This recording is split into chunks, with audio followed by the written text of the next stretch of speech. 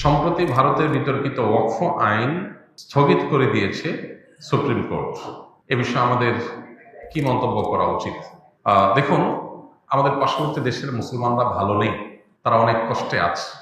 আমরা তো ফিলিস্তিনি মুসলমানদের জন্য চোখের পানি ফেলছি, কান্নাকাটি করছি, কিন্তু বাস্তবতা হলো আমাদের পার্শ্ববর্তী দেশের মুসলমানরাই চরম সংকটের মধ্যে দিনাতিপাত করছে, পরম বিপদের মুখোমুখি তারা।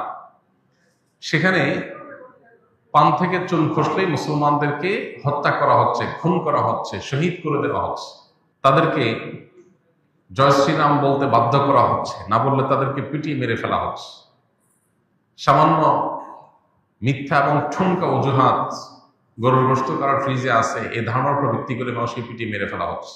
হোলির রং মাখতে না চাইলে তাকে দিন দুপুরে রাস্তায় পিটিয়ে মেরে ফেলা হচ্ছে, রক্তাক্ত করা হচ্ছে, মসজিদগুলোকে একের পর এক ভেঙে দেওয়া হচ্ছে। সেখানে এই যে ওয়াকফ বিল যেটা উত্থাপিত হয়ে পাশ হয়েছে, সেটা আইনের আকার ধারণ করতে যাচ্ছে। এটা ভারতের মুসলমানদের উপরে মরার উপরে খড়ার ঘায়ের মতো। এমনিতেই মুসলমানদের সেখানে অধিকার বলতে কিছুই নেই। সেখানে এই আইন বাস্তবায়ন হলে কি হতে পারে সেটা গত কয়েকদিন ধরে ভারতের বিভিন্ন জায়গায় প্রচুর পরিমাণ মসজিদ মাদ্রাসা হিন্দুদের দখল করে নেওয়া, তারপরে মুসলমান মুক্ত ভারত গড়ার হিন্দুদের বিভিন্ন ঘোষণার কথা আমরা সোশ্যাল মিডিয়ার মাধ্যমে দেখেছি। এগুলোর মাধ্যমে বোঝা যায় যে তারা আসলে কি চায়। তারা চায় ভারতবর্ষকে ইসলাম থেকে দৈমুসি পরিষ্কার করতে। অথচ ভারতবর্ষকে আবাদ করেছে, বর্ষকে সবচেয়ে বেশি সমৃদ্ধ করেছে মুসলমানেরা। ভারতবর্ষ যেগুলো নিয়ে গর্ব করে তার সব মুসলমানদের তৈরি। কুতুব মিনার থেকে নিয়ে, তাজমহল থেকে নিয়ে, দিল্লির লাল কেল্লা থেকে নিয়ে, শাহী মসজিদ থেকে নিয়ে যত গর্বের ধন ভারতের আছে তার সবকিছুই কাদের করা? মুসলমানদের করা। অন্যরা ভারতবর্ষকে শাসন করতে এসে শোষণ করে নিয়ে চলে গেছে, ভারতবর্ষের মুসলমানরা এসে সবকিছু দিয়ে গেছে।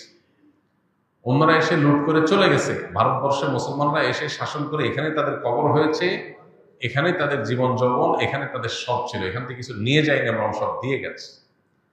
আল মুসলিমুনা ফিল হিন্দ, ভারতবর্ষের মুসলমানদের অবদান, এই বইটা আমরা পড়ে দেখতে পারি। বইটার মূল লেখক সৈয়দ আবুল হাসান আলী নদভী রহমতুল্লাহ আলাইহি, আর অনুবাদ করেছেন বর্তমান ধর্ম উপদেষ্টা ডক্টর আফম খালিদ হোসেন হাফিজাহুল্লাহ। এই বইটা পড়লে আপনি ধারণা করতে পারবেন যে ভারতবর্ষকে মুসলমানরা কি দিয়েছে। আমরা ভারতবর্ষের যে সমস্ত সুস্বাদু আম খাই, আম, এই যে ল্যাংড়া আমটা পর্যন্ত সেখানে লেখা আছে, এগুলো পর্যন্ত মুসলিম শাসকেরা বাহির থেকে ভারতবর্ষে তারা এনেছে। এখন তার সুফল ভারতবাসী ভোগ করছে।